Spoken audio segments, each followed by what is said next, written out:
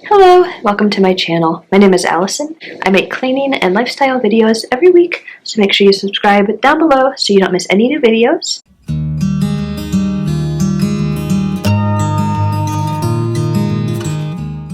Today I'm going to be introducing you to my baby. This is something I don't normally do on my channel, but I did just have a child. I took a month off or so to sort of adjust to having a baby, and when I was pregnant I really enjoyed watching people's birth stories, hearing what they went through. It kind of helped me figure out what to expect and how to cope.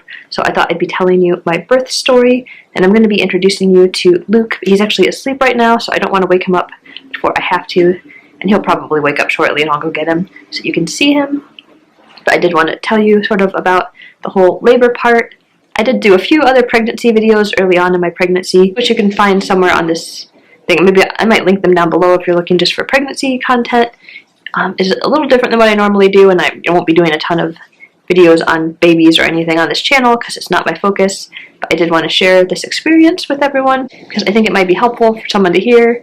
Sometimes just sharing these things helps people cope, so I wanted to share my personal experience.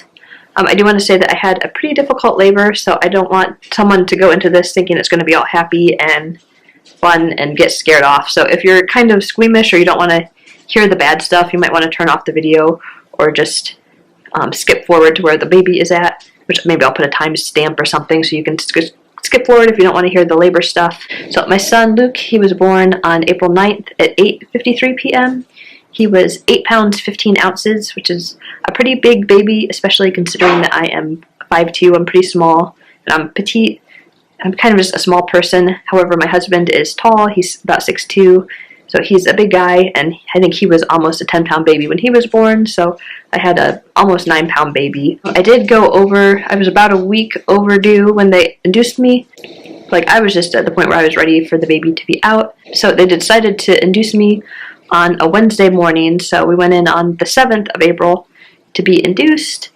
I went with my husband and I. He was the only person that was allowed to be at the hospital because of the COVID regulations. But I was glad he was allowed to be there because I was concerned early on that maybe he wouldn't be allowed in the room. But he was allowed to be there, so that was a positive for me. I really initially had really wanted to have a very natural, unmedicated delivery. That was my hope and my goal. But I know birth plans don't always go according to plan, so that's kind of what my intention was going into it. But when I had to be induced, I would have to be on Pitocin, which I really didn't want because I heard all these horror stories about Pitocin and how it makes your contractions really bad and how it's can kind of slow down labor, or it just has different effects on different people. I also was reading how it can make you really nauseous or feel really out of things. So I was really leaning away from even wanting to have the Pitocin. But at the end of the day, I wanted my baby to be safe, so I decided to listen to the advice of my OB and let them induce me. So we went in to be induced at 10 a.m. on a Wednesday morning, and they got us all checked in, and we got the Pitocin started. It's sort of just an IV that they put in your body, and then nothing really happened. Basically, I was sitting in a hospital bed for a very long time, and I wasn't really having symptoms. When they first checked me out, they actually told me I was having contractions before they put the Pitocin on, and they said, "We think you might already be in labor, but we're not sure." And I had been having Braxton Hicks contractions for about 2 weeks. I actually had a false labor where I went to the hospital because I was sure I was in labor a couple of days prior, and it wasn't, and it ended up going away. So at some point, they were like, "We're not sure if you're in labor or not, so we're going to go ahead and induce you." So basically, anything I was feeling was basically like a mild period cramp. I was just sort of sitting there. I was basically just sitting in the hospital bed for the first 24 hours with very little happening.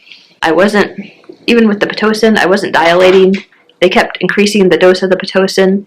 It goes up to, I think they said what they actually will put it up to is about a 20, but it goes a little higher, but they don't like to go over a 20, so they kept gradually increasing it, and my body just wasn't responding to the Pitocin at all.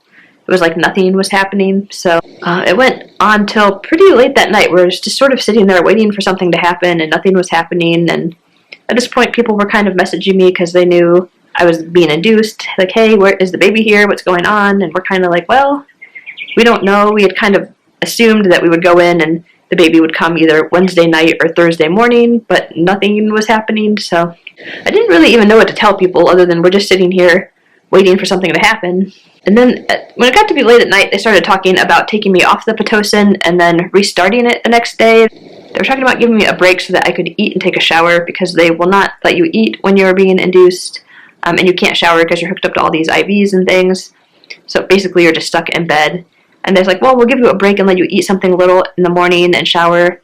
But then the morning came and that never happened. They paused the Pitocin for about 30 minutes and then restarted it. They never let me eat anything or shower or do anything. It was just something that happened. At this point, I'm actually pretty also hungry, and because I'm 10 months pregnant at this point, and pretty tired because the nurses come into the room about every 30 minutes and check things. They have all kinds of monitors that were hooked up to me. They had something that could monitor the baby's heart rate and my heart rate and my pulse. And there's just all kinds of wires and things hooked up so they can see everything that's going on, which is really cool. They know everything that's happening, but at the same time, it's pretty uncomfortable. Actually, I still actually have a slight mark on my stomach from one of the monitors where it was just in one spot and it didn't get moved around enough, and I have a little, it might be a scar, I don't know if it's going to go away or not. I have a little mark from one of the monitors. Anyway, so the next day they shut it off for 30 minutes and restarted it, and at this point I still wasn't really dilating. I think I was maybe going up to a 3, and I was starting to feel contractions, but they really were still pretty mild. They weren't anything super intense in the morning. They did start to increase in the late afternoon, and I think I moved up to around a 5-ish in the late afternoon on Thursday, and it was definitely feeling more like labor. I was having symptoms, but the real issue was that I was tired. I hadn't slept or eaten anything. They had me on a clear liquid diet, which meant I could have juice and Jell-O were the two things I was able to eat basically when I was in the hospital. So I was pretty fatigued after pretty much 2 full days of just laying in this hospital bed waiting for something to happen. I also had really not wanted to have an epidural. That had been part of my desire for an unmedicated birth, but I also was kind of understanding that that might change at some point. I told my husband, I don't know what's going to happen when we get in the hospital bed. I might change my mind when we're in the middle of it, and we were both kind of like okay with whatever we had to do. So Thursday night stuff started kind of progressing. I started really feeling like I was in labor and feeling like I was in pain.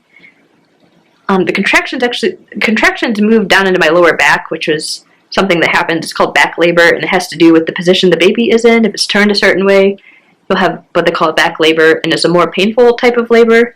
Instead of having the contractions in the front, they are behind you, and it really affects your whole body differently than a normal contraction does. Those back contractions were really painful, but I still wasn't dilating as fast as I thought I should be dilating. The nurses kept saying, how much longer do you think it's going to be? And the nurses kept saying, oh, we don't think it'll be much longer, probably a couple more hours. And a couple more hours would pass by, and they'd say the same thing, probably if just a few more hours. And that went on for most of Thursday night. Late Thursday night, my body kind of started shutting down, more or less. I got so fatigued just from not eating or being able to really function that I started having a really hard time with the labor.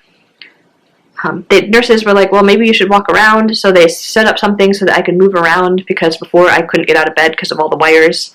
But they gave me these mobile monitoring units so I could walk around the hospital, maternity unit a little bit. So we walked a little bit. Then I started getting a little nauseous, so I wanted to go back to the room. And I did bounce on a birthing ball, but that only helped a little bit. So late Thursday night is when stuff really started going kind of awry. I was in a lot of pain, and for some reason my body wouldn't let me lay down. Anytime I tried to lay down, I was just in excruciating pain. The only thing I could do was I could stand up or I could squat in this forward position that really I could only get into on the birthing ball. So I started getting really fatigued from just standing in this room. I just started having this physical exhaustion that was really overwhelming because I hadn't slept for a while, and I couldn't let my body lay down, and it was just very odd to just feel, I don't know, I was just out of sorts at some point. And at this point I had actually progressed to an 8 dilation. If you're not familiar, you have to actually get to a 10 before they will let you push the baby out, just because the birth canal is not wide enough until you get to a 10, and they don't want the baby to get stuck in the birth canal, so you have to wait till you're a 10 to push. So at this point I'm at an 8, which is pretty far along, and then we started having some complications. My pulse and heart rate and blood pressure, I think, were dropping. I was basically setting up all the alarms on the machines. There were a couple points where the baby's heart rate started dropping, they had to put me on oxygen. And at this part, everything was kind of blurry. Like, I remember it happening, but I was sort of out of it because it was actually like the middle of the night, Thursday night. So I was kind of half awake when all this was going on. And I remember, nurses were coming in and doing stuff, and I had these little oxygen masks that I had to wear. And at this point, I kind of realized that if I didn't do something, that I wasn't going to be able to push the baby out because I was so fatigued. So at that point, I said, I need the epidural. It's time to do something because what I'm doing is not working. So they called in the anesthesiologist, and he gave me the epidural. And once that went in, everything was a lot different. It was just all the complications kind of just went away on their own.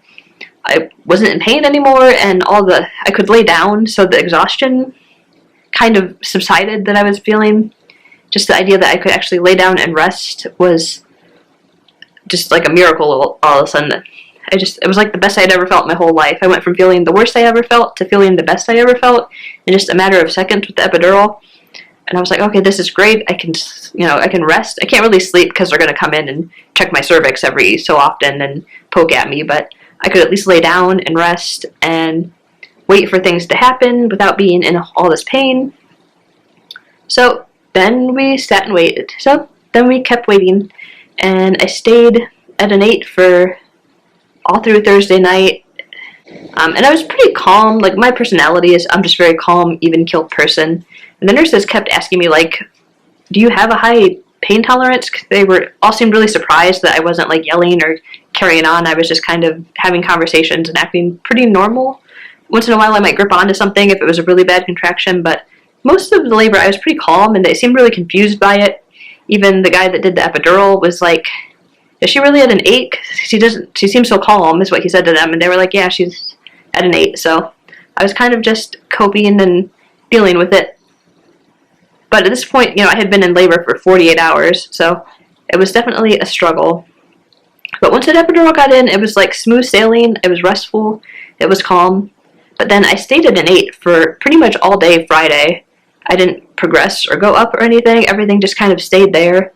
So I was so glad that I didn't suffer for another full day at an 8, because I would have suffered without the epidural a lot. So around early evening, 5:36ish, they still hadn't broken my water. I'd wanted a natural water break. That's what I had wanted, so the doctor was holding off on doing that. So we decided they were going to go ahead and break my water because it was just taking too long. So the doctor brought in the tools to break my water, and when she was doing the cervical check, it broke. So it went ahead and broke, and they came in a little while later and were like, okay, we're going to check you and see where we're at, because when it broke, I think I was still at an 8. So they came in a little while longer to see, and they said, okay, we're where we can push now. So it was around 6:30ish, maybe a little after 6:30 at that point. So they set up everything for me to start pushing. My husband was in the room, and we pushed for about 2.5 hours, I think, from start to beginning. I don't know exactly. And it was a vaginal birth and everything, obviously, if I'm pushing.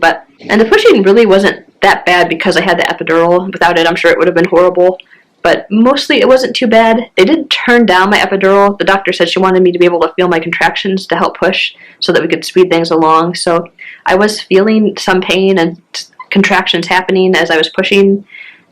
The contractions weren't bad, but I had this really bad pain in my left hip that was like excruciating pain. And the doctor said she thought it was the baby pushing against me with one of his limbs as he was coming out. She thought he was pushing against my hip, which was what was causing this pain. And that was the only thing that was really unbearable, was this hip pain that I had on my left hip side. Everything else wasn't too difficult, other than having to do, with an epidural, you have to kind of lift yourself up into like a crunch position. So they have you do sets of 3 or 4 crunches, basically, as you push.